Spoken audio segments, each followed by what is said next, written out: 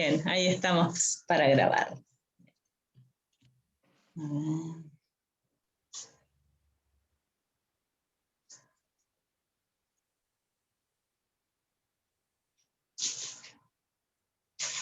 ¿Estás tomando Enrique también? Bien. ¿Enríquez? Enrique Prini.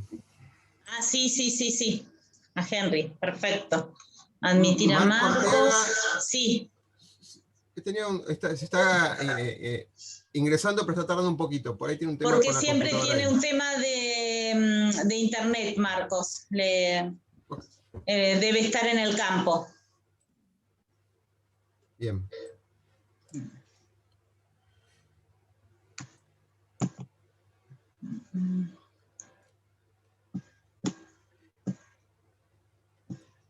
Bien, Claudia, ¿querés empezar? Yo voy admitiendo a medida que aparezcan. Bueno, perfecto. Bueno, les doy las buenas tardes a quienes están conectados hoy con nosotros. Feliz de estar en una nueva edición de Inspira Felicidad. Inspira Felicidad es un programa que está organizado para celebrar este día específicamente, para poder conectarnos con lo que nos hace bien, con la felicidad y con lo que a cada uno le haga bien para estar feliz. Así que la idea es, vamos a conversar sobre diversos temas relacionados con las emociones y el trabajo en equipo. Y la idea es, bueno, que podamos interactuar. Si surgen preguntas, van a ser bienvenidas. Oscar, nuestro querido moderador y anfitrión, va a estar leyendo lo que ustedes escriban si tienen dudas. Así que no hay ningún problema. Vamos a generar una linda conversación esta tarde. Ojalá que sea enriquecedora para ustedes. Para nosotros lo fue prepararlo.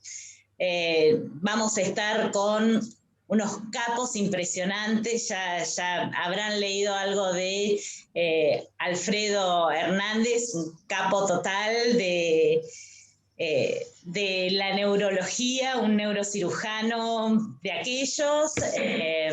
Mario Mouche, que bueno, es un capo dentro de lo que es el deporte, de alto rendimiento, con equipos. Así que bueno, vamos a tener, como puse en los posts, un programón hoy a la tarde. Así que espero que los disfruten y los voy a dejar en manos de Oscar, que es otro grande. Estoy rodeada, tengo el lujo de estar rodeada de profesionales impresionantes y también agradecida por estar rodeada por profesionales impresionantes en nuestra audiencia en la tarde de hoy. Teníamos más gente anotada, así que hay gente que me va avisando que está llegando un poquito tarde, pero que se va a ir sumando. Siempre somos los que tenemos que estar, así que muy bienvenidos. Y bueno, le cedo la palabra a mi querido Oscar. Genial, Claudia, buenísimo. Te voy a pedir mutear un segundo. Ahí estamos, genial. Bueno, el 28 de junio del 2012, esto es una introducción formal porque lo venimos repitiendo todos los años, pero para afianzar el tema del día de hoy, ¿no? La Asamblea General de las Naciones Unidas instituyó como el Día Internacional de la Felicidad el 20 de marzo, hoy, y se celebró por primera vez en el año 2003, o sea, sería el número 8º que estamos celebrando hoy con estos grandes referentes que voy a detallar algunas de las cosas de su vasto currículum que hay. Claudia, obviamente, inspira felicidad y viene haciendo un montón de eventos en esta relación. Este es un evento anual que se elige realizar en forma gratuita y participativa para toda la comunidad. Desde el Centro de Estudios de Felicidad de Argentina, con modo de colaborar con el mundo para expandir y elevar los niveles de felicidad. Hoy vamos a hablar de neurobiología, las emociones y el trabajo en equipo. Algo bastante, entre comillas, golpeado en el 2020, y la gran pregunta que va a estar latente es, ¿el bienestar y la felicidad puede mejorar el rendimiento de los equipos? Y para ello voy a resumir sus currículum. El doctor Alfredo Hernández, quien va, luego de una presentación de Claudia, va a disparar una serie de slides que va a manejar él, y vamos a incurrir en preguntas, en participaciones y demás.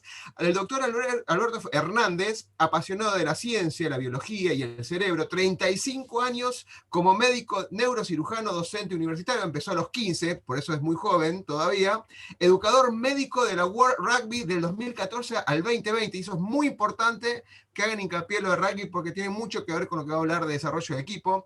Tiene un interés particular en la neurociencia, incluyendo su aplicación en la motricidad, los deportes, el rugby, la conmoción cerebral, la neurociencia, la educación, la capacitación docente en salud y ambientes deportivos. ¿Es un apasionado del fútbol? No.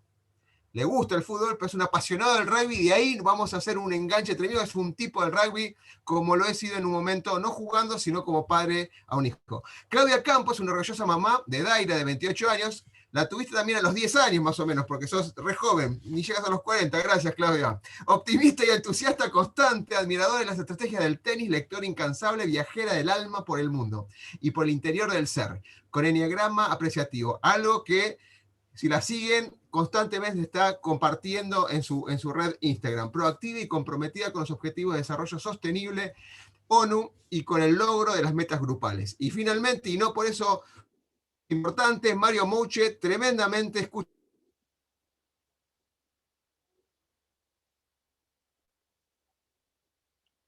súper feliz, caminante, que compartimos esa idea de accionar esos famosos 10.000 pasos por día, que por ahí lo vamos a discutir. Docentes de educación física, especialista en motricidad y desarrollo humano, licenciado de alto rendimiento deportivo, representante nacional en handball, preparador físico, presten atención, de la generación dorada del básquet Atenas 2004, ganador olímpico del equipo ganador olímpico de oro, entrenador de equipos de alto rendimiento. Creo que ya con esto, tremendo. Yo, primero un fuerte aplauso así simbólico para todos ellos antes de empezar. Y ahora sí. No sé quién quiere pasar. Claudia, Alfredo. Perdón. Sí, Alfredo. ¿Me compartís la pantalla? Creo que arrancabas que vos, Claudia, haces la introducción. Sí, a ver, más que... Sí, ahí te compartimos para que compartas pantalla, Alfredo. Y, a ver, la idea de conversar hoy es cómo nos podemos inspirar para trabajar en organizaciones. Para mí el tema del liderazgo es fundamental, ¿sí? Formar buenos líderes. Y para mí el buen liderazgo parte del autoconocimiento personal. Yo no puedo hablar de liderazgo si no me conozco. Cuando veo cursos o seminarios de liderazgo y no está el autoconocimiento personal, digo, ¿y cómo lidero? ¿Sí? ¿Cómo se lidera? ¿Cómo lidero un líder si no se conoce? Fundamental el autoconocimiento, por eso soy una apasionada del enneagrama, ¿sí? Pero no cualquier autoconocimiento, un autoconocimiento que aprecie a la persona, al líder, y que esta persona pueda apreciar a sus colaboradores. Porque lo que vamos a estar hablando hoy es la importancia de trabajar con las emociones, ¿sí? Y desde las emociones, ¿cómo podemos liderar los equipos de trabajo? Hoy tenemos esta fortuna de estar con este capo que es Alfredo y con el capo de Mario, que son impresionantes los dos. Uno desde la ciencia dura y pura, como es Alfredo, y el otro desde apasionado también de la ciencia dura y pura, pero también con esta experiencia en el alto rendimiento. Bueno, la verdad es que llevar adelante como preparador físico un equipo olímpico y que este equipo llegue a lo más alto, bueno, estamos hablando de experiencias fuertes. Alfredo desde el rugby, después Mario desde el básquet y el handball, pero básicamente hablamos de equipos de trabajo, no importa si es una organización, si es una familia, si es deporte, ¿sí? Lo que tiene en común todo esto es las emociones que nos unen. Ya Alfredo nos va a decir cómo somos, si somos seres racionales, emocionales. Ahí vamos a ver con Alfredo qué nos dice la ciencia. Así que bueno, esta es básicamente la introducción. Vamos a ver una presentación con Alfredo, son bienvenidas las preguntas. Con Mario vamos a ir metiendo bocadillos y queremos que esto sea interactivo, que esto sea realmente que se lleven hoy una linda charla inspiradora. Así que, dicho todo esto, querido Alfredo, en tus manos quedamos. Bueno, muchas gracias. Bienvenidos a todos a este espacio. Y bueno, vamos a empezar haciendo primero cuestiones más prácticas para entrar ya en el tema concreto, y vamos a tomar dos historias reales, una individual y una colectiva, ¿no? Una historia individual es esta, historias públicas, por supuesto, donde un conocido empresario político de Francia, que fue el presidente del Fondo Monetario, digamos, una persona que estuvo compitiendo por la presidencia de Francia, confesó a un diario francés, bueno, que sus ambiciones políticas, y que en su autoconocimiento personal dijo, bueno, además de ser judío, me gustan los gustos caros y me gustan demasiado las mujeres. La historia continuó con una situación que se dio en el 2011 en un hotel de Nueva York, con una cuestión de abuso, de un intento de violación dentro del hotel contra una empleada, y que esto generó toda una situación judicial donde, por supuesto, tuvo que renunciar a toda su carrera económica, política, etcétera, etcétera. Está más que documentado, de hecho hay un documental en Netflix muy bien armado, también toda la repercusión mediática que esto tuvo. Ahora, desde otro punto de vista, podemos decir, bueno, un hombre académicamente brillante, inteligente, con poder, con, digamos, una situación, como en una situación, estamos hablando de lo que tiene que ver con esta situación de abuso y en relación a la sexualidad como cuestiones primarias dentro del cerebro de un ser humano, genera, digamos, una cosa que terminó por destruir su vida en gran parte, ¿no? Digamos, de lo que venía sucediendo. Esto es una historia individual. Una historia colectiva, en otra situación, en Moscú, un avión entra en emergencia por falla de los motores con un aterrizaje forzoso que genera, desgraciadamente, la muerte de más de 40 pasajeros, la situación de rescate sobre la pista, y las consideraciones son que ante esa situación de emergencia, la Administración de Aviación, bueno, considera que un rescate organizado, en 90 segundos la gente debería, si es posible, salir del avión en estas condiciones. Pero lo cierto es que hubo en esa situación masiva un atropello dentro de los pasajeros que estaban en la parte posterior del fuselaje, donde cada uno quiso pasar uno encima del otro, tomar las pertenencias antes de salir, antes de escapar de semejante peligro. Y toda esta situación tan rápida genera decir, bueno, ¿qué fue lo que pasó? Emocionalmente lo hicieron como pudieron, salieron, discutimos qué decisiones se tomaron. Bueno, miren ustedes cómo esta situación de urgencia generó una conducta más que desordenada que termina catastróficamente con la muerte de 40 personas, que queda en la duda si se hubiesen salvado muchas más vidas si hubiese sido otro tipo de manejo. Pero son dos historias muy concretas de reacciones vinculadas a las emociones. Pero bueno, como les dijo Claudia al principio, dice, bueno, ¿qué es el hombre?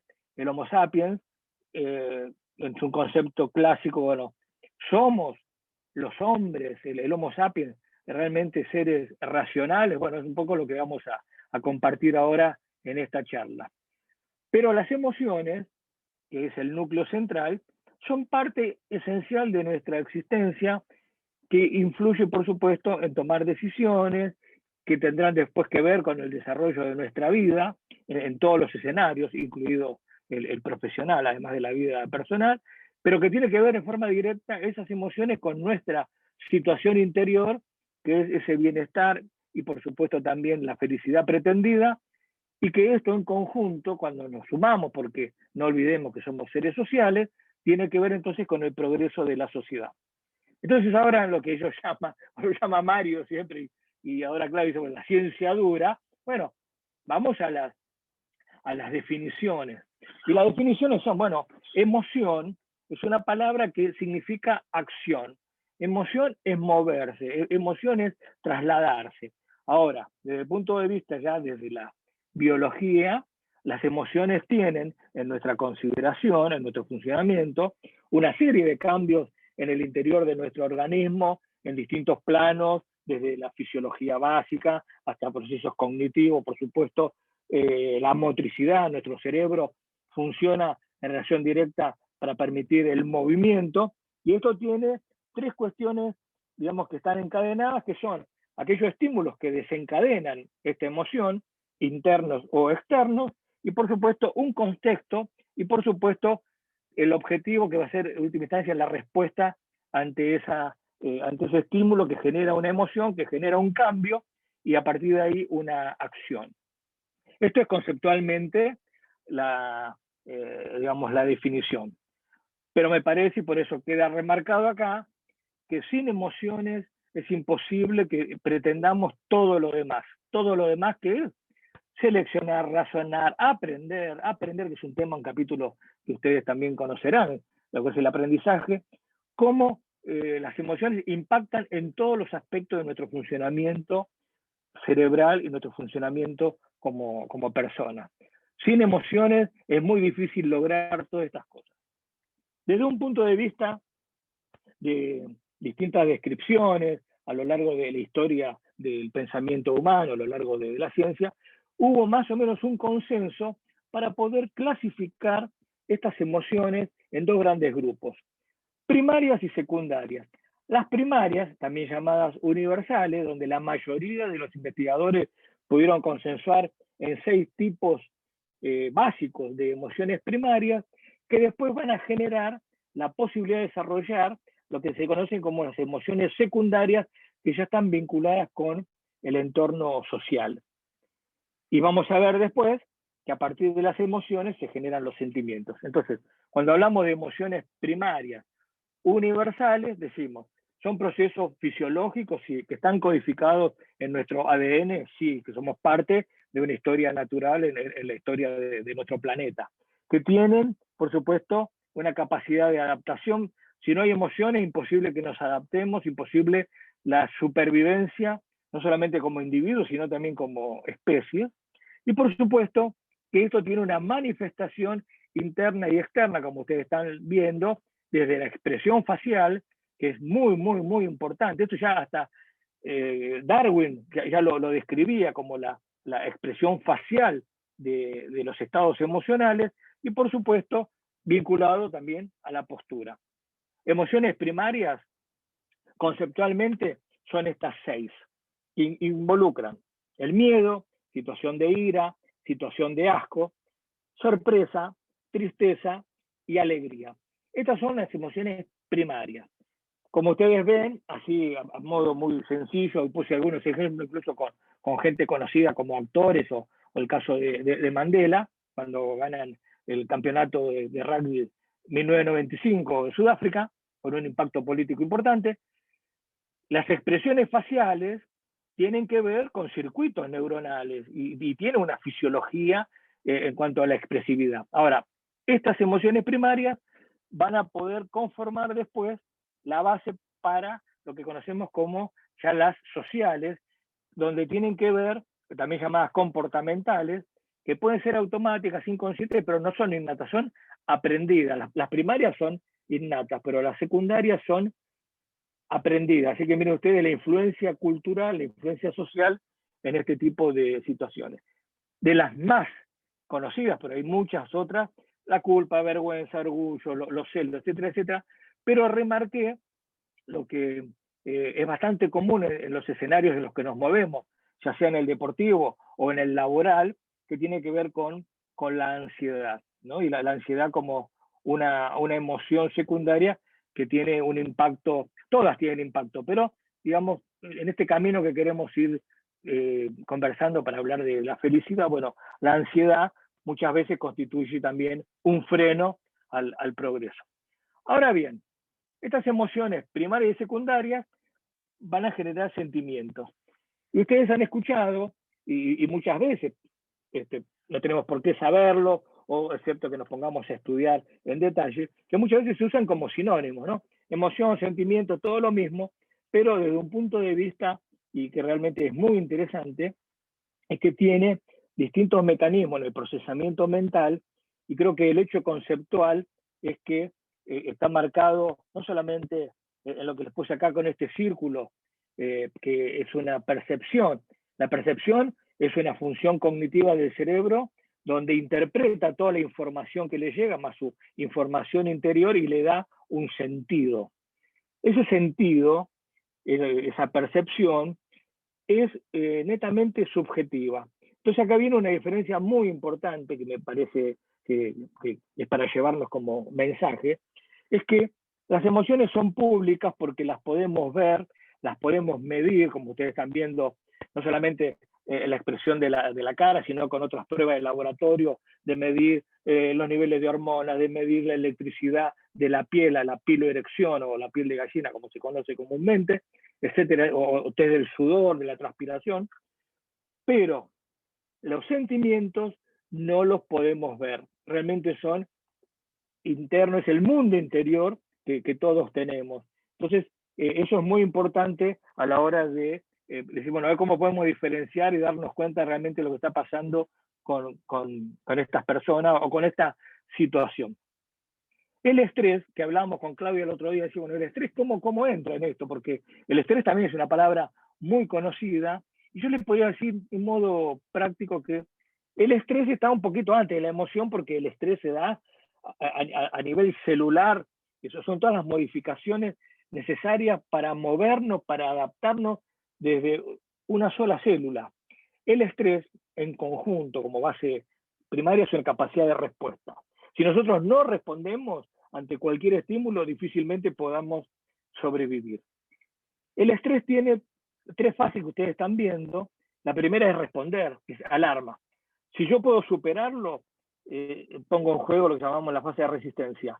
Si no puedo tolerarlo, adaptarme, resistirlo, viene el problema a largo plazo, que es el agotamiento, que lo vamos a ver al final de la charla.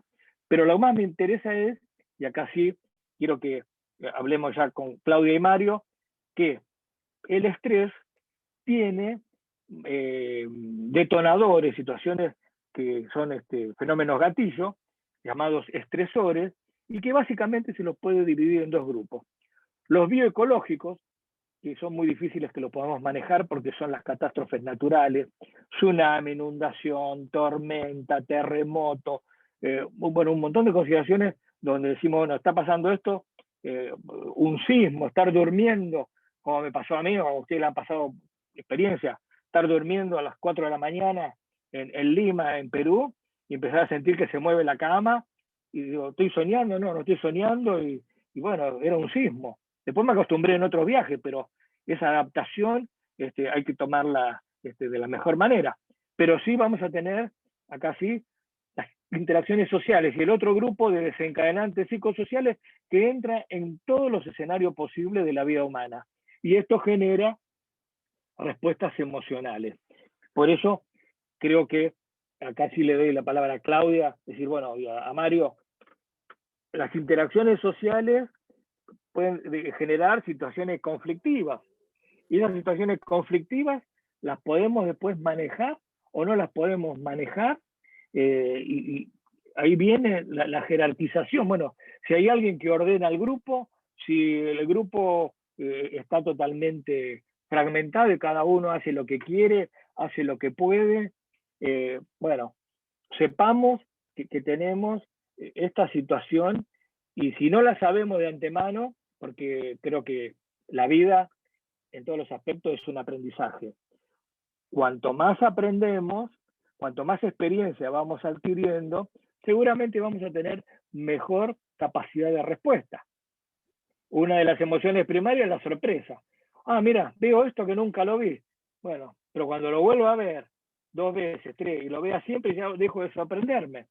Así que creo que todo este fenómeno adaptativo de las situaciones emocionales o el miedo, el miedo paralizante, porque lo desconocemos o porque a veces no lo podemos superar, ¿no? Si yo pienso en miedo ahora, digo, bueno, personas adultas que le tienen fobia a una araña, aunque sea pequeña, que la tiene a 1 metro y sabe que es una araña, y que es pequeña, y que no va a hacer nada, y sin embargo no supera ese rechazo a pesar de haber visto cientos de arañas que no tienen una incidencia directa, ¿no? Así que es importante que es la adaptación y el aprendizaje, ¿no? Más o menos esto es la... Claudia, ¿algún Alfred, comentario? si me dejan meter un Manito. bocadillo, los voy Sí. a intentar sorprender y los voy a estresar y a ver cómo manejan sus emociones. Ustedes saben que hoy o ayer entró en erupción un volcán en Islandia que hacía 900 años que no había erupción, y que hay una cadena de volcanes que es la más activa en Europa, y que en los videos que mostraban de un helicóptero en la oscuridad de la noche en Islandia, que es casi el Polo Norte, contrastaba con la blancura de la nieve. Entonces lo voy a estresar porque muchos de ustedes no saben esta información, y si lo saben creen que le estoy tomando examen. Ya les estoy generando un estrés, o sea que hay un estresor en esto del aprendizaje y el conocimiento, pero además, ¿qué le significa a nivel emocional y sentimental o sentimientos que entrando en pandemia y sabiendo de que hay un cambio climático y que en Islandia hace 900 años que no hay erupciones volcánicas como si fuera el Vesubio, y viendo esto que no es la isla de Java, y yo le estoy complicando la vida con todo esto que le estoy tirando mucha información que no la pueden procesar y los estoy estresando a un sistema de recepción de información, de percepción, y decirles que entre el año 1230 y 1250 hubo cerca de 500 situaciones sísmicas en ese lugar y que hacía 900 años que no. Todo esto que yo dije a propósito sin saber que lo iba a decir, porque cuando lo escuchaba Alfredo hoy y leí hace muy poquito esa información, estoy tratando de poner en situación práctica lo que le puede pasar a un jugador cuando va a patear un penal como Messi en la final de la Copa del Mundo y tiene un país atrás, o cuando un ejecutivo de una empresa tiene que tomar en nombre de la empresa, de los accionistas, una decisión que puede cambiar el rumbo de la empresa. O sea que en definitiva, el estresor, la emoción, la presión y la situación cognitiva, hace 5.000 años, no, 900, por lo que yo leí hoy, Oscar, era hace 900 años. Dato sacado recién de Infobae, no te quiero estresar, Mario. No, tranquilo, si yo no. Pero sí, no lo tenía, lo acabo de googlear y me si preocupó. pasó hace 900 o 6.000, a mí me da igual porque no pasó. Lo que está pasando es hoy. Ya te saqué el estrés, por ejemplo. Te reíste y te cambié la emoción. En definitiva, el proceso que está intentando desde la ciencia dura, que puede parecer aburrido, pero a mí me parece fascinante, es que ante cualquier situación, no importa el ámbito, si es familiar, laboral, escolar, recreativo, deportivo u otro, el funcionamiento del sistema nervioso es el mismo. El tema es cómo resolvemos, para no usar una palabra que a lo mejor a Claudia no le gusta, cómo resolvemos las emociones, o cómo vamos manejando, o vamos piloteando, o cómo vamos procesando este sistema estresor y emocional que en definitiva me hace tomar una decisión. A mí, hablar del volcán. A Oscar de buscar en Google y decir 6.000 años y yo decir 900 porque es lo que leí. Me tengo que fijar si es verdad o no. De última, si había 6 o 7 dinosaurios o 5.000, hoy a mí me da exactamente lo mismo. Sí es cierto que hay cosas que hoy en el mundo moderno tenemos una infodemia, o sea, un exceso de información, y eso nos estresa y nos angustia o nos genera ansiedad. Perfecto. Seguimos. Claudita, ¿ahí tenés algún aporte? Seguimos. Está súper interesante todo lo que Alfredo nos está compartiendo. Realmente es empezar a tomar conciencia, ¿sí?, de nuestras emociones, de nuestros sentimientos, porque cuando estamos liderando equipos de trabajo, si no nos conocemos, podemos conectarnos con los miedos de los otros y potenciar estresores, ¿sí? Entonces, esto de poder conocernos, de poder saber que puede haber, como nos dijo Alfredo, estresores bioecológicos que a lo mejor, bueno, se nos escapan, ¿sí? Como este datazo que nos trajo Mario. Y bueno, y son tan grandes que nosotros no tenemos el manejo, pero después hay otros estresores que sí son como más de la órbita de nuestro procesamiento. Y es importante ir haciendo estas distinciones porque cuanto más familiarizados estemos, yo creo que no vamos a estar inmunizados. Creo que no hay vacunas contra los estresores, pero sí lo importante es que cuanto más preparados estamos, probablemente más preparados podamos, cuanto más preparados estamos, mejor podemos hacer frente o tener estas posibilidades de afrontar situaciones que nos estresan y poder también liderar mejor los equipos de trabajo. Así que esta es la idea. Adelante, Alfredo. Perdón, antes que hable Alfredo, Oscar, hace Sí. 6.000 años que ese volcán no entró en erupción, pero hace 900 que en Islandia no había terremotos ni lava. O sea, Madera, claro. fíjense lo que hablan de la percepción. Yo percibo lo que vos decís, busco la información, chequeo, o sea, hace 6.000 que ese volcán no, pero hace 900 que en Islandia no había actividad volcánica. Digo, Totalmente. para sacarnos el estrés. Sí, totalmente. Tengo unas preguntas relacionadas con esto, no sé si conviene que las hagamos al final, porque es algo muy puntual sobre los sentimientos. Al final, Alfredo, ¿cómo crees? Lo dejamos al final, pues dejarlo ahí anotado y a lo mejor le cambiamos la pregunta, después decía, no hubiera preguntado otra cosa. Okay. Claro. Desde el punto de vista de la fisiología pura y heredada, porque no es nuestra, sino que es parte de la historia natural de la supervivencia, es que las respuestas inmediatas son lucha o escape, me quedo, me voy, lo enfrento, hago lo que puedo. Bueno, toda esta cuestión, hay centros vegetativos en el cerebro que van a marcar esta situación donde, bueno, entra en juego ya después la experiencia, el aprendizaje para tomar decisión concreta, me quedo o me voy. Desde el punto de vista neural, esto es ilustrativo, por supuesto, porque no es el objetivo de la clase, aunque estamos hablando de biología, pero tenemos estructuras profundas en nuestro cerebro que constituyen los grandes centros reguladores de estas respuestas tan profundas y tan adaptativas como son las emociones, llamado lo que hoy conocemos como sistema límbico, aunque no es el único lugar del cerebro que procesa esto, pero es uno de los centros más importantes. Pero sí quería remarcarles algo que seguramente, como dijo Mario, hay tanta información ahora y se habla de todo y escuchamos tantas cosas que, bueno, a veces me parece, ya con un sentido docente también, bueno, definirlo y decir, bueno, cuando ustedes escuchan hablar de las amígdalas, de las famosas amígdalas, las amígdalas del cerebro, porque también hay amígdalas en la garganta y en otros lados, pero las amígdalas del cerebro son los grandes controladores emocionales, el gran filtro de la información para regular nuestra conducta. Entonces decimos, las amígdalas que hacen como filtro interpretan la información que está llegando para que eso después genere una respuesta de comportamiento, como veíamos, me quedo, me voy, escapo o lucho.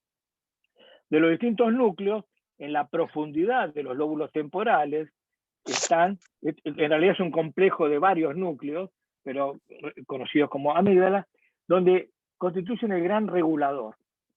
Este dibujo muy sencillo nos muestra, ante una situación determinada, la presencia de un animal salvaje, en este caso el oso, la información visual que captamos va al sector posterior del cerebro, donde a partir de ahí la información se disemina por distintos lugares y establece una respuesta que tiene, por supuesto, un orden vegetativo, que es el aumento de la presión arterial, el aumento de la frecuencia cardíaca, de la sudoración.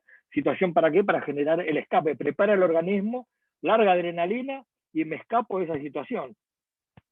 Pero también puede suceder otra cosa, que a mí los osos me encantan, no me generan miedo, entonces me quedo y disfruto la situación o lo resuelvo de otra manera, pero sin tanta respuesta exagerada de liberación de adrenalina, ni siquiera de escape inmediato. Alfredo, Pero la amígdala... te interrumpo, que me gusta interrumpir. Cuando el gato se enoja, se le paran los pelos de la columna, especialmente, y uno dice, me puso los pelos de punta, cuando uno se enoja. Digo, para tener un correlato de cuáles son los marcadores somáticos claro, son externos que uno puede visualizar, el cambio de la cara de un perro, la posición de alerta, ¿no? Digo, para interrumpirte, o que me gusta. O la emoción primaria, Mario, la emoción primaria, la cara de miedo. Esa emoción primaria es una de las tantas manifestaciones. Los que están escuchando, como no me conocen tanto, y vos ya me conoces eso de que yo te voy a interrumpir, y nomás dicen cómo interrumpe, pero bueno, ya se van a acostumbrar. Mirá cómo se ríe Claudia. No. Entonces, las emociones son movimiento, y movimiento es ir a la acción. Y por supuesto, esto es muy importante también considerarlo, que otras funciones de nuestro cerebro, que son las funciones cognitivas del conocimiento, o si ustedes quieren, del raciocinio, bueno, como la atención, la percepción, la memoria, la toma de decisiones, están balanceados. Esto significa que hay distintas redes para los controles y circuitos emocionales y distintas redes para los circuitos cognitivos de las distintas funciones. Si bien están por lugares distintos, interactúan en forma permanente. Esas amígdalas que yo les mostraba en la diapositiva están conectadas con el lóbulo frontal que rige gran parte del comportamiento. Entonces hay una comunicación directa. La amígdala ve la información y dice al lóbulo frontal, ¿qué hacemos? No, quédate, nos quedamos porque no pasa nada. O el lóbulo frontal dice a la amígdala, mira, escapemos porque no nos conviene. Esa interacción permanente es como los circuitos están totalmente integrados. Y en estas decisiones, que involucran todos los escenarios posibles, un concepto para ir sumando. No todas las decisiones son estrictamente racionales. Muy bien. El aprendizaje, como lo venimos mencionando, es, por supuesto, la capacidad de adquirir información, experiencia, y eso tiene que ser en forma permanente, y eso genera un cambio en el comportamiento. A partir de lo que yo aprendí, voy a cambiar mi conducta, el comportamiento. Ahora el aprendizaje, desde el punto de vista del funcionamiento del cerebro, se generan algunas cuestiones porque pueden ser elementos positivos y negativos, experiencias positivas y experiencias negativas, y generalmente las negativas son las que más nos frenan al cerebro, son las que más tenemos una tendencia de darle más jerarquía a esas informaciones, experiencias o aprendizajes que tienen connotaciones negativas, de manera tal que ese impacto genera una respuesta emocional también, que es el miedo al fracaso, el miedo, digamos, a la vergüenza, una emoción secundaria, o los celos, mira, que él hace las cosas mejor que yo, porque estoy en una situación competitiva, y eso también tiene que ver después con lo que consideramos la autoestima y lo que ustedes conocen también como la mentalidad ganadora. Estas cuestiones del aprendizaje tienen un recorrido, y el recorrido del aprendizaje tiene gráficamente lo que ustedes están viendo, de una selva totalmente virgen, donde hay que ir trabajando y recorriendo y armando un sendero gradualmente hasta llegar a una autopista como un elemento de simbolización gráfica para decir, bueno, todas las barreras que fuimos superando para después tener, con gasto menos de energía y mayor fluidez de información. Bueno, así es como funcionan las redes del cerebro a medida que vamos aprendiendo habilidades, destrezas deportivas, laborales, intelectuales, por supuesto, cualquier tipo de funciones de nuestro cerebro de aprendizaje. Por eso partimos de la base de la zona de confort Y aprender algo implica un esfuerzo, y ese esfuerzo implica un gasto energético. Y ese gasto energético tiene que ver después con la capacidad de producir más energía o gastar la poca energía y no poder avanzar. Y así es como vamos tomando un camino a lo largo de la adaptación.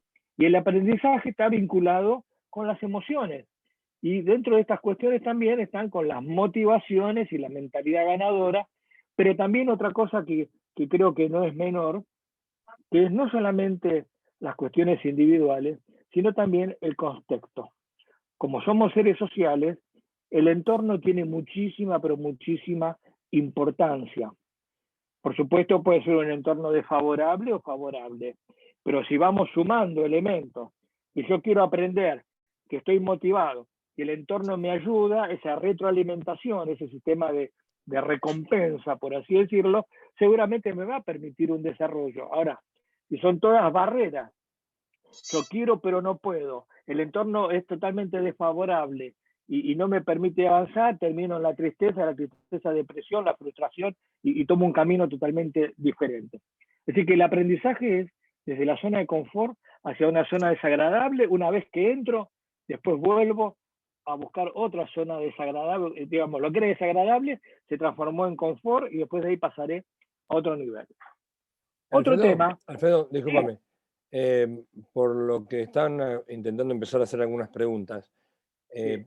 este contexto que estás planteando vos de la parte emocional y cómo reaccionamos ante ciertas situaciones, está relacionado directamente con los procesos de trabajo en equipo y el proceso de toma de decisiones. Digo, para que no lo relacionen solamente con una clase como si fuera cerrada con respecto a lo emocional, sino que este contexto que vos estás planteando es: los integrantes de un equipo tienen diferentes reacciones a diferentes situaciones. Preparé un slide para después hacer un aporte a lo que estás haciendo vos ahora, de lo que estamos escuchando.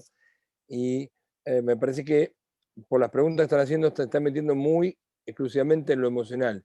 Empiecen a pensar esto que está diciendo Alfredo, cómo lo podemos ir metiendo en pequeños estantes en nuestras relaciones laborales, familiares o trabajos en grupos y en equipos, ¿no?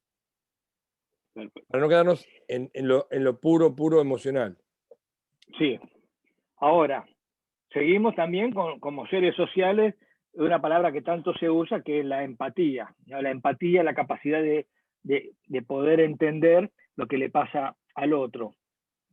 Si vos querés un líder positivo, porque hay líderes negativos, si vos querés un líder positivo, si no interpreta lo que le pasa y no tiene empatía, seguramente esa interacción va a fracasar. Y los componentes de la empatía no solamente son emocionales, sino cognitivos. Cognitivo es entender lo que le pasa y emocional es sentir lo que le pasa al otro. Esto es así. Y como concepto complementario, y se lo recomiendo si les interesa avanzar un poco más, la empatía no es exclusivamente humana.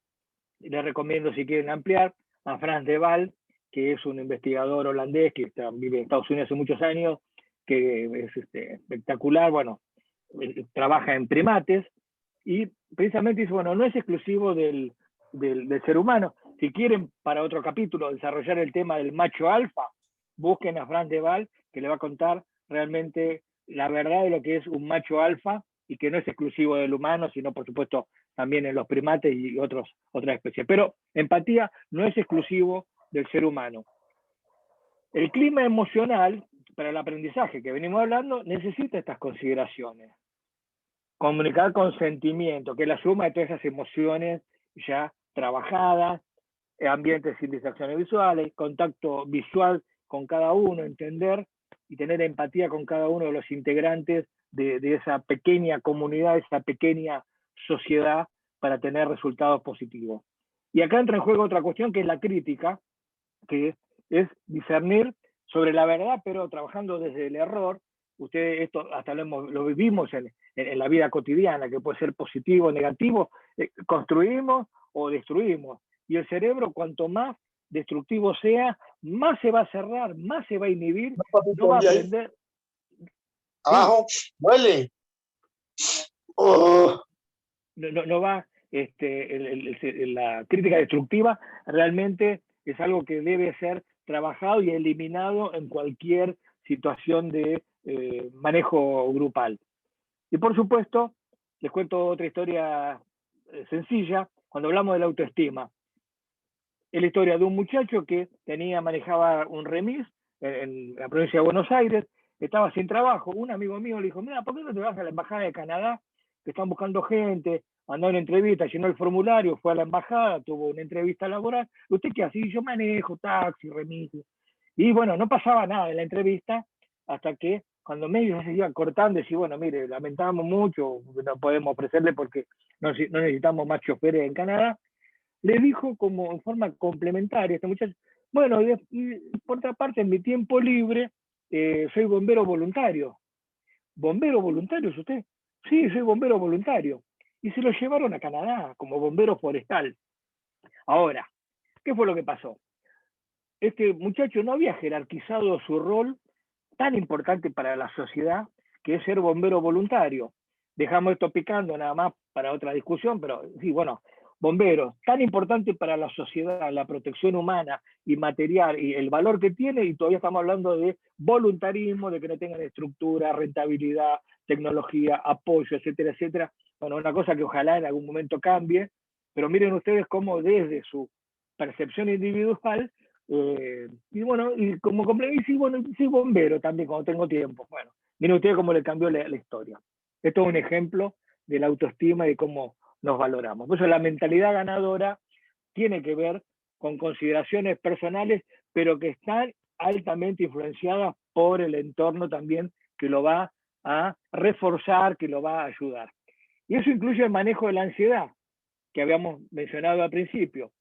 En el deporte se produce una serie de, como en otras circunstancias, un examen, una entrevista laboral, una prueba, la presentación de un proyecto, un montón de, un nuevo proyecto familiar, la llegada de un hijo, bueno, un montón de cuestiones hace que esta ansiedad pueda ser manejada adecuadamente o no. Si no es adecuadamente manejado, es una amenaza. Nos saca de la zona de confort, nos bloquea, podemos tener después la progresión hacia el miedo al fracaso. En un ambiente deportivo es, me quedo, no puedo superar la prueba, no lo puedo hacer. Entonces la ansiedad es un factor que es muy importante y que se puede manejar. Primero hay que conocerlo, hay que tener, digamos, un diagnóstico de base para después poder decir, bueno, hay elementos para poder manejar la ansiedad, sí, técnicas de relajación, meditación, respiración, música, etcétera, etcétera. Hay posibilidades, Alfredo, pero es necesario que lo conozcamos, sí. Tranquilo. Esto del miedo a perder, muchas veces pasa ante una pregunta que hay por ahí en el chat, pero uno lo pone en el mundo deportivo, el miedo a ganar. El miedo a ganar genera más responsabilidad. El miedo a ascender y tener otro rol en las organizaciones también te genera más presión. Y mucha gente quisiera ser, pero no está preparada para hacerlo. Quizás entonces, a veces, entre lo que uno dice y lo que realmente puede y lo que hace, hay un mundo de quién toma la decisión para patear el penal o cerrar un juego, y quién toma la decisión de echar un empleado o de tomar un empleado, o de, como dije antes, tomar una decisión que después impacta en toda la organización. O sea que a veces este tipo de situaciones de una ansiedad puede jugar no solo al miedo al fracaso, sino al miedo al éxito. Lo pongo ahí como una duda para la charla final, ¿no? Seguro, los coaches dirían, y si nos va mal, no es solamente y si nos va mal, y si nos va bien, es una gran pregunta, y si nos va bien, ¿cuál es el siguiente paso? ¿Estamos preparados para el siguiente paso para ascender?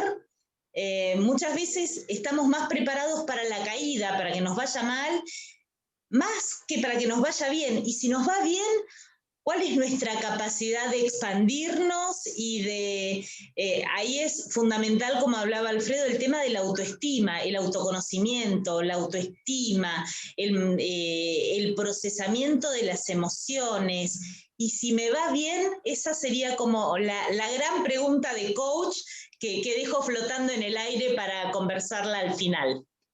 En muchos clubes, ascender o salir campeón significa tener que gastar más dinero y no estar preparada la institución para poder afrontarlos. Y íntimamente prefieren no ganar porque no van a poder afrontar el próximo paso, y a veces uno dice, vamos a ganar igual, pero en la intimidad de la organización o en el traslado de la... Esto lo digo por experiencia, en el mundo del deporte, hay como un subliminal que funciona, que te tira el pantalón para abajo y de la pollera para no subir. O sea que esto, ante alguna pregunta que está por ahí, o que puede pasar como en consulta al final, leer la situación es lo más complejo. O sea, los líderes o los conductores o los que lideran una organización tienen que tener como un sexto sentido para poder percibir, que es lo que está hablando Alfredo, la percepción de esta situación, ¿no? Sí, sí. Y para ir redondeando, 2 palabras sobre el síndrome del agotamiento profesional, que en última instancia es el fracaso de, digamos, de no haber podido frenar a tiempo o darnos cuenta a tiempo de que las cosas no estaban funcionando y llegar a esto, ¿no? A una respuesta del estrés que se prolongó y que agotó todos los recursos y que no sale adelante, que tiene impacto a todo nivel y en todas las profesiones, en algunas por supuesto más que en otras. Acá como ejemplo pongo bomberos en la medicina y también en el mundo deportivo, pero esto vale para muchas profesiones de la vida actual, donde se genera esa situación de alto impacto por no, que se mantiene en el tiempo y no tiene respuesta por parte de uno, por parte del grupo donde está actuando. Esto fue descrito en la década del 70 y esta investigadora de Stanford, bueno, hizo un inventario o un test para valorar y poder rescatar. Lo más importante yo creo que es esta frase, ¿no? Decir, bueno, que nos pasa a todos y nos ha pasado alguna vez, cuando volvemos a nuestras casas no hemos logrado cortar el problema laboral, ocupacional, y seguimos dentro de nuestra casa a pesar de buscar el espacio de relajación y de descanso y de desconexión, y no podemos y seguimos con ese mismo conflicto no resuelto en forma permanente, ¿no?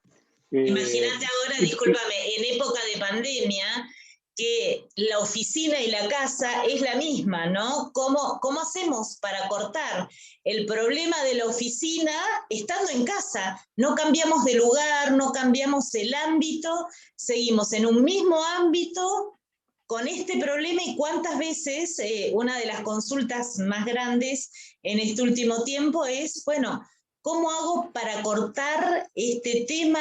Que tengo un problema en la oficina, se me terminó el horario, pero no es que tuve un trayecto, bueno, salí de la oficina, hice algo diferente, me fui a mi casa, no.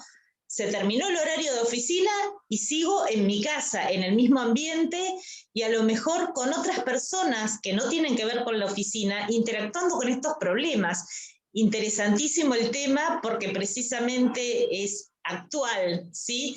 Tema pandemia, tema de trabajo, el home office, y cómo hacemos, y uno de los datos que diste es, bueno, esto de, yo siempre digo, respirar. A ver, respirá, para un minuto, levántate, da una vuelta a la mesa, o sea, no podés salir a caminar por la calle, bueno, da una vuelta a la mesa, hace algo que te cambie la mirada, que te cambie la situación, para que puedas también redireccionar todo lo que está sucediendo. Y qué importante que es aprender a hacer un corte, ¿sí?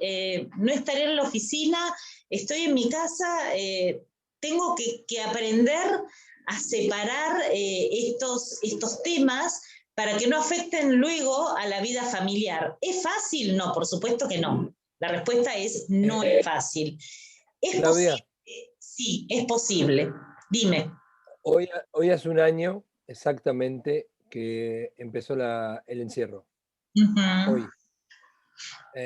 Si cerramos los ojos y miramos para atrás, ¿qué nos pasaba el viernes 20 de marzo del año pasado?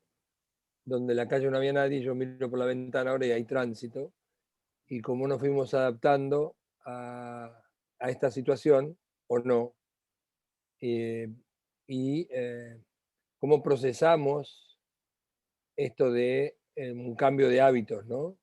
y cómo impactó en el sistema inmunológico, en el sistema emocional, en el sistema laboral, familiar, personal, ¿no? O sea, ahora como decías eso, mirando por la ventana, digo, hace exactamente un año estaba acá y afuera no había nadie, y no sabía, te decía que era una semana, y llevamos un año y tampoco sabemos cuánto falta, ¿no? Eso también es un tema interesante que va dentro de esto, ¿no? Entonces, una de las preguntas que nos hacemos es, ¿todas las decisiones son racionales? Absolutamente no, es una idea ya abandonada, es una idea abandonada.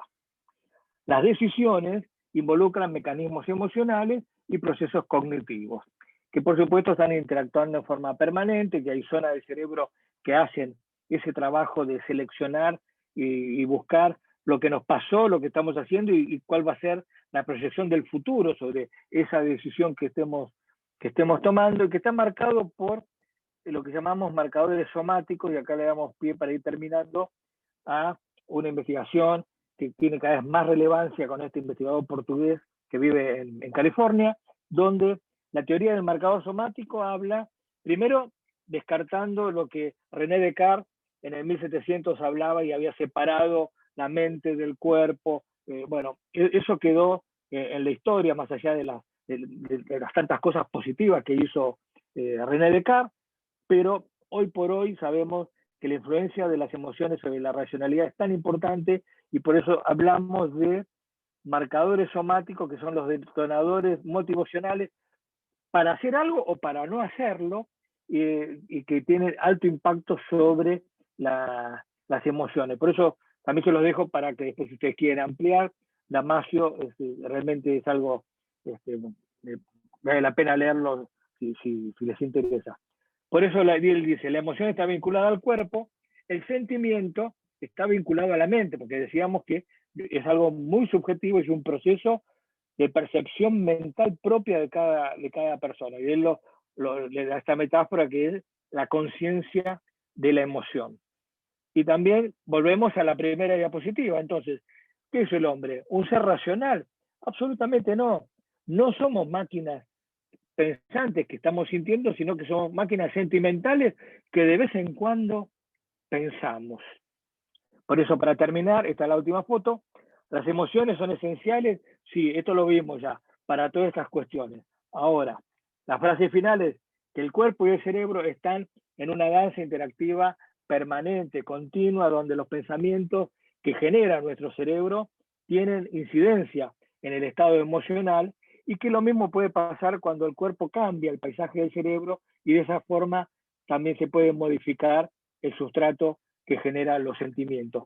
Cerebro, cuerpo están más que integrados, a pesar de lo que decía René Descartes hace tantos años, están totalmente integrados y tiene una influencia más que importante para la vida cotidiana. Más o menos esta era la idea de esta ciencia dura sobre las emociones y qué impacto tiene sobre nuestra vida cotidiana y cómo lo podemos manejar.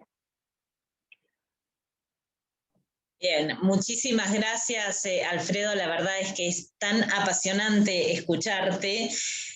Acá teníamos algunas preguntas que fue haciendo Laura. Tengo varias, Claudia. Bien, eso. ¿Querés, Marito, leerlas? Y vamos, la idea es, bueno, yo prefiero que Oscar las lea. Dale, Oscar las lee y claro, Oscar, lee las voz, que estabas ahí atento a las preguntas. Dale. Sí, y algunas, como dijo Alfredo, fueron respondidas, pero está bueno que también que interactuemos ahora 10 minutos, 15, entre Exacto. todos, ¿no? Sí, totalmente. Bueno, yo igual después tengo una placa para mostrar en algún momento, una placa con 4 palabras nada más, cuando se disponga. Ok, genial. Hay muchas preguntas que son del cómo, ¿no? Mucho del cómo. Se habló mucho del qué percibe y demás situaciones. Se habla, en particular, doy un contexto porque está parafraseado. Dice, la emoción obviamente es acción, pero también la emoción, como el miedo y la vergüenza, como Alfredo puso, limita y no nos permite accionar. Entonces, ¿cómo podemos cambiar que esa emoción nos bloquee? Yo creo que hay dos formas. Voy a hablar como médico. O lo haces solo o buscas ayuda. Cuando hablamos de la ayuda, no siempre profesional, porque la palabra de un amigo también, o de un ser querido, de un conocido, va a poder intercambiar. Pero creo que básicamente esas consideraciones tienen que ver. ¿Por qué? Porque el cerebro es plástico, es moldeable. Entonces la plasticidad, acompañando a la experiencia, es decir, bueno, siempre lo mismo, no puedo salir, bueno, busco ayuda. Ayuda doméstica, ayuda familiar, etc. Y si no, ayuda profesional. Yo creo que a nivel de las organizaciones y de los equipos, que hay una pregunta por ahí que a lo mejor se relaciona, es el que lidera o el que conduce debiera generar un ámbito de comunicación eficaz, de conversación entre las personas y de igualdad de situaciones, aunque no sea de cargo, donde yo tenga la libertad de poder expresar qué siento, qué me pasa y diluir esa ansiedad, miedo, opresión para que yo pueda expresarme. Digo yo, el que tiene el conflicto ante la pregunta. Me parece que quizás a lo mejor desde la experiencia mía deportiva, de haber formado parte de equipos, no liderar equipos solamente, sino de formar parte de equipos, el éxito de los equipos es lograr el objetivo entre todos y que uno solo nos salva a todos. Me parece que a lo mejor el egoísmo en algunas oficinas, ámbitos laborales u organizaciones de diferente ámbito, llevan al fracaso, entre comillas, inclusive con grandes jugadores. Nos pasa con la selección de fútbol, que los mejores jugadores no garantizan campeonatos. Sí, los mejores equipos garantizan resultados. Campeón hay uno solo, los 16 restantes no son fracasados, son partícipes de un torneo. Quizás tomar este ámbito deportivo al mundo del laboral o familiar o personal nos puede ayudar a que no se puede todo el día estar ganando, todo el día estar perdiendo, todo el día estar llorando, todo el día estar sufriendo. La vida son momentos y uno debe poder ir amalgamando esta posibilidad de amasar una situación grupal en pos de un resultado y un objetivo que está planteado, ¿no? Quizás a lo mejor en algunas empresas que tienen que ver con las finanzas, con objetivo de venta o de facturación, lo digo porque he participado con Claudio en algunas de las reuniones, es la presión del objetivo de la semana de facturar tanto te pone una chapa en la cabeza que no te deja pensar. Yo quisiera a lo mejor habría que plantearlo de otra manera. ¿De qué manera conseguimos objetivos en lugar de decir... Un marcador somático. Claro. No sé si, Claudia, aportarle tu experiencia del lado de la oficina. Sí, a ver, mientras escuchaba, lo que yo, una de las metodologías que trabajamos es algo que se llama redarquía, trabajo en red, ¿sí? Ya no es solamente el tema de hablar de la jerarquía, el líder está en la jerarquía, en la cúpula ahí arriba y manda a todos hacia abajo, sino es esa horizontalidad que hoy se plantea y el trabajo en red. Y para mí el trabajo en red de las personas tiene que ver con nuestro trabajo en red del cerebro, ¿sí? Nuestro cerebro, y acá si digo alguna burrada, Alfredo, corregime, nuestro cerebro trabaja en red, ¿sí? Las neuronas se van conectando, nuestra red neuronal, con estas sinapsis que van haciendo, y cuantas más conexiones vayamos teniendo y cuanto más estas conexiones se van afianzando, más fuerte se hace esta red neuronal.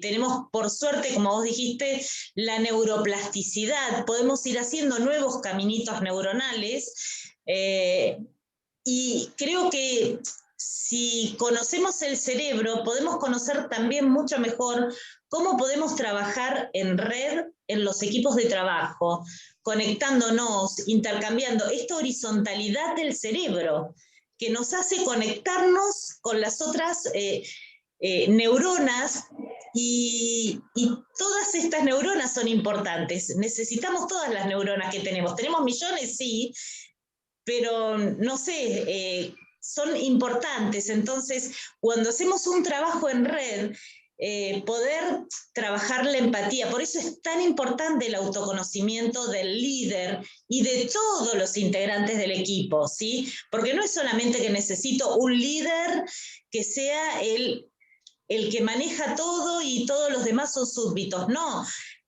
un líder es importante que se autoconozca y también todos los integrantes del equipo, porque todos juntos somos más inteligentes que cada uno de nosotros por separado.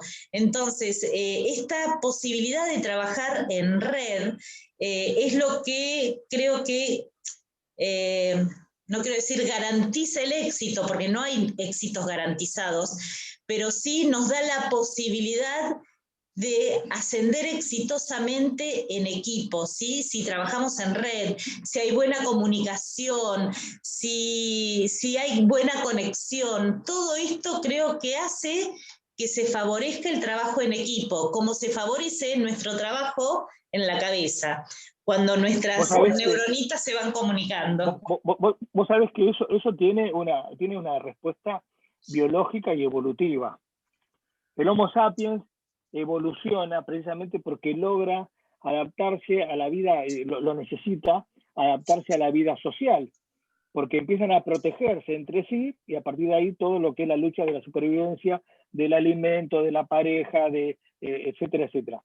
Desde el punto de vista evolutivo, el desarrollo del cerebro, en un cerebro social, ha permitido también la necesidad de lo que se llaman las habilidades cognitivas.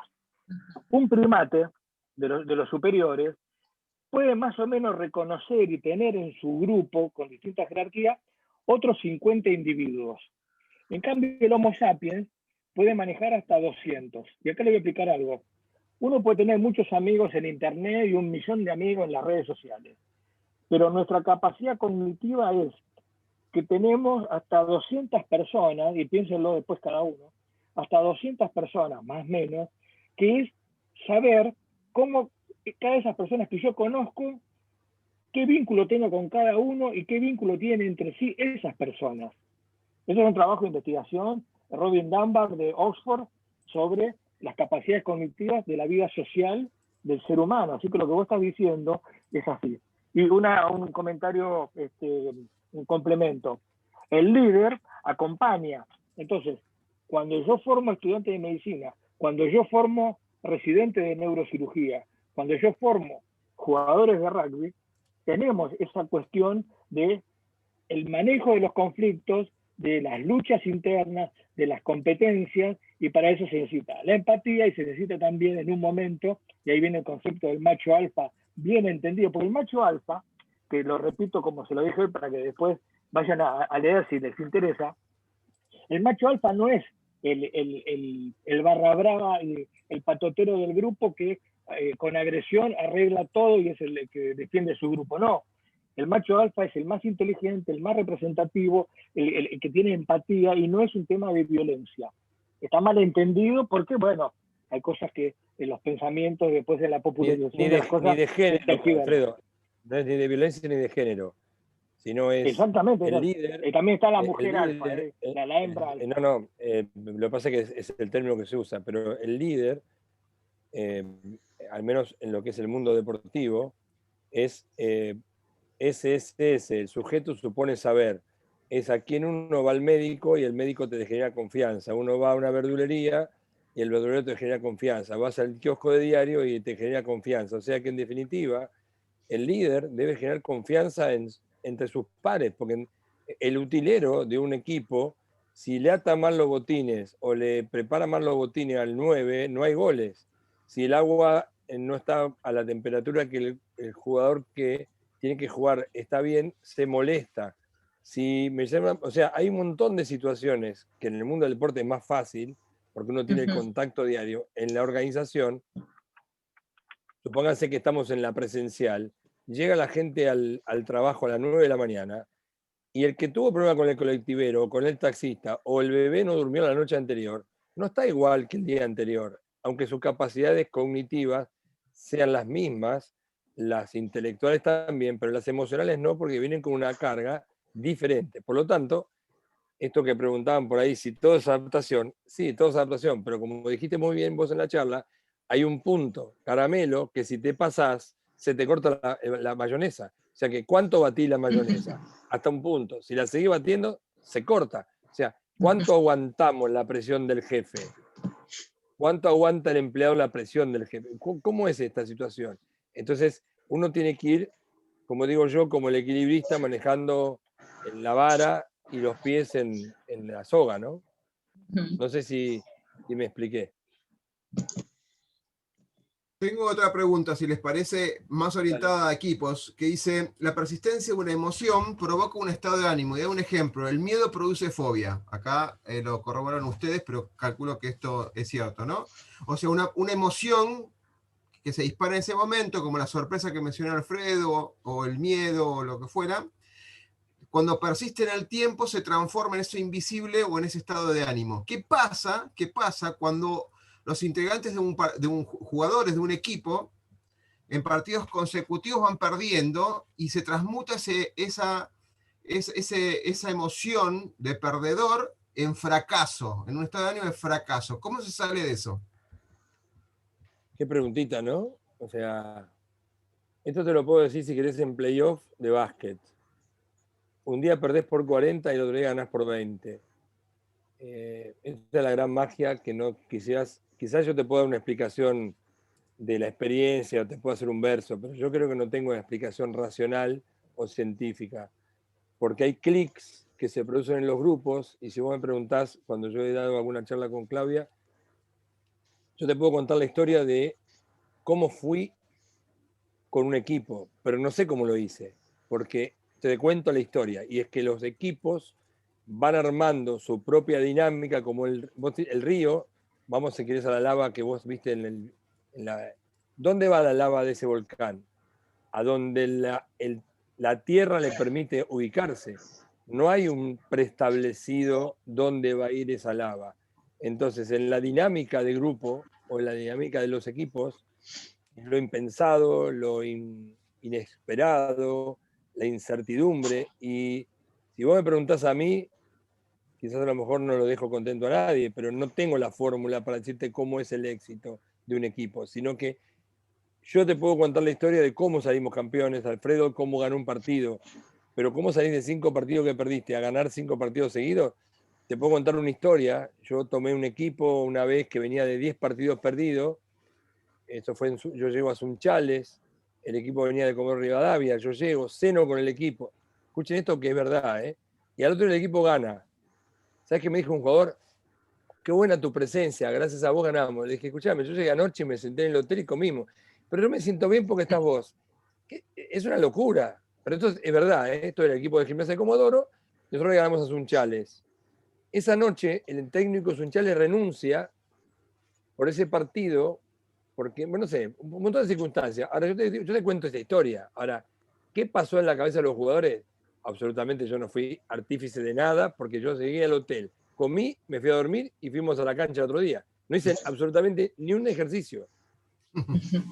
Ese jugador, uno, asocia la presencia, porque me conocía de antes, pero jugaron 12 jugadores, contra 12 que no se conocían, que no sabían que yo estaba ahí. No los inspiré. No. Seguro que sí, Ahora, seguro que sí, vaya a saber lo que le pasó a esa gente. Pero yo digo esto para que no puedo justificar ni explicar la razón de los 5 fracasos o los 5 éxitos. Y cómo después de ganar 5 partidos perdés 5 seguidos, porque es la misma explicación. Entonces yo digo esto no por experiencia, sino porque me pasó, diría mi amigo Ricardo Solano. Lo cuento porque me pasó y cada uno de ustedes tendrá una explicación, no, una historia contada de algo que les pasó. Por eso digo que hay una parte de esta que la podemos contar y otra cosa que la podemos justificar. Ahora, si se ponen en qué es lo que pasa, John Dewey dice, la experiencia no es lo que te pasa, sino qué haces con lo que te pasa. Es decir, después de esta situación, ¿qué hacemos? Y esto es tejer, como decían ustedes, las conexiones, las situaciones y las vivencias en los grupos. Y para esto yo creo que no podríamos transferir como una transfusión de sangre la experiencia de ser ganador o perdedor. porque si no, como digo siempre yo, sería muy fácil ganar y uno escribiría la fórmula del éxito y todos seríamos exitosos, pero la vida es eso, que nos permite un día ser ganadores y un día ser perdedores y aprender, como dijo Alfredo, el aprendizaje de todo lo que nos pasa. Lo bueno, que para mí todo es bueno, aunque uno lo pueda conceptualizar como malo, ¿no? Sí. Pero bueno, uno de los temas que hablamos de las emociones era el contexto. Entonces, hay herramientas para trabajar. Si emocionalmente el equipo está en un callejón sin salida, hay herramientas y la psicología deportiva, etcétera, etcétera. Pero también, cuando hablamos del contexto, no hablemos del alto rendimiento, hablemos del amateurismo. Cuando nosotros jugábamos al rugby, perdíamos siempre, porque teníamos lo que teníamos. Y sin embargo no nos deprimimos, más allá del momento, y seguimos jugando el campeonato, a pesar de no ganar nada, porque éramos felices haciendo lo que estábamos haciendo. Y que seguramente es distinta la motivación al alto rendimiento, al nivel de exigencia, la monitorización y un montón de otras cuestiones. Entonces el contexto también nace. Si vos tenés herramientas en el alto rendimiento, bueno, estos jugadores, algo les pasa, tener psicología deportiva, un montón de cosas. O el manejo de grupo, cambia el líder, porque evidentemente, o el entrenador, o bueno, digamos, somos un rompecabezas que permanentemente tenemos que ir. Si quieren, me viene a la cabeza Schumacher, se entera que muere su mamá. Corre, gana y después toma un avión y se va al velorio. Yo creo que no hubiese podido ni siquiera dormir. No sé, cada uno de ustedes puede manejar la emoción de la pérdida de su madre de una manera diferente. Digo esto porque hay muchos casos de Tevez dejó la concentración y se vino a su padrastro y no jugó, estuvo una semana haciendo el duelo. Esto es muy personal, por eso digo que está bueno informarse de la ciencia dura. El sentimiento, lo que decía Alfredo. Claro, ahora, eso Mario, que vos decís, es lo que entra para otro día, es hablar, bueno, de la neurociencia de la cultura, porque la cultura, que es muy variada en todo el planeta, en toda la sociedad, en todas las historias del ser humano, tiene matices muy particulares, con escala de valores diferentes, con prioridades diferentes. Entonces hay aspectos culturales que inciden en la capacidad de respuesta. Lo más común que decimos nosotros, y creo que es todo el ambiente que tenemos en este grupo hoy, bueno, los latinos somos con una expresividad, un montón de consideraciones que otras sociedades no tienen esa expresividad emocional porque tienen otra escala de valores. Así que me estoy como la cultura, para otro día, marca también nuestras diferencias. Bien, y para ir cerrando, voy a tomar la última pregunta que puso aquí Laura, esto de qué pasa con, a ver, espera que voy a leer la pregunta. ¿Qué pasa con las potencialidades que no se desarrollan en los equipos? ¿Sí? Y acá esto me encanta, porque yo tengo la mirada desde mi experiencia trabajando en organizaciones. ¿Qué pasa cuando tenemos un equipo y hay gente que tiene excelentes condiciones, pero tal vez el líder no los ve o no los quiere ver o no le quiere dar el espacio? Y aquí entran los miedos, las mezquindades, las envidias, ¿sí? Las avaricias, un montón de situaciones. Probablemente si una persona no es vista, no es considerada, hará lo posible para que sí se lo vea, y si no te pueden ver, probablemente lo que haga este potencial es golpear la puerta de otro lugar, es irse. O sea, lo más sano muchas veces cuando no te ven y vos estás tratando de que te vean y te siguen, usando el ejemplo deportivo, te siguen dejando en el banco de suplentes y vos tenés toda la fuerza y todo el potencial para salir a romperla en la cancha, pero no te quieren poner, y probablemente ese jugador espere el fin del contrato y busque otras puertas, ¿sí? Lo mismo pasa con una persona en un equipo, en una empresa. Yo puedo tratar de mostrarle todo, por eso es la importancia del líder, ¿sí? Quien está liderando un equipo de trabajo tiene que mirar el equipo, y no es mirar el equipo desde la cima, sino desde la horizontalidad, desde el círculo, cómo puedo ver a todos y tratar de sacar la mayor potencialidad de cada uno de nosotros. Esa es una de las tareas del líder, creo, poder empatizar, poder mirar, poder potenciar el trabajo de un otro. Y aquí dejo, si alguien más quiere decir algo. Sí, yo diría que, ya lo dijo Goleman hace muchos años, que muchos tenemos capacidades para hacer un montón de cosas, pero solamente quienes las realizan son los capaces. O sea que hay un posible condición y creo que el líder, el conductor, el que organiza y dirige, es ver de qué manera saca lo mejor de cada uno. Y a veces entran los egoísmos, la empatía, no empatía. O sea, es muy difícil manejar egos. Piensen que en una selección, que es lo que a uno le ha tocado muchas veces, uno recibe jugadores que en su equipo son líderes y pasan a ser obreros, ¿no? En una selección. Y esa selección reconoce como líder, dentro de los líderes, a uno o a dos, que a veces no son el líder tan importante en su equipo. Y entonces esto es interesante poder observar. Quizás nosotros en el mundo del deporte es más fácil, porque las empresas es mucho más privado. El mundo del deporte a nivel selecciones o de equipos de primera es más público. Pero eso ha pasado, que grandes jugadores que son muy buenos jugadores en un equipo van a otro y fracasan, y jugadores que son unos perros, disculpen la expresión, en unos equipos van a otro club y salen goleadores y son los capos. Y vos decís, pero como este pibe esta chica hacía 10, 15 días que era un desastre, llega acá y es un fenómeno. Estas son las grandes cosas que a mí me encantan del mundo del deporte y de la vida, es que no hay nada garantizado, mejor dicho, para ponerlo en positivo, está todo por jugarse y depende de cada uno de ustedes cómo descubren qué es la felicidad. Porque en definitiva, hoy que es el Día de la Felicidad, a mí me hace feliz qué. Entonces, si a mí me hace feliz estar con un grupo determinado, todo va a pasar de una manera. Ahora, si me pesa ser el segundo D, o me molesta la cara de Andrea o de María Agustina, por ejemplo, aunque ellas me paguen un sueldo muy grande y me moleste lo que hacen, seguramente voy a fracasar.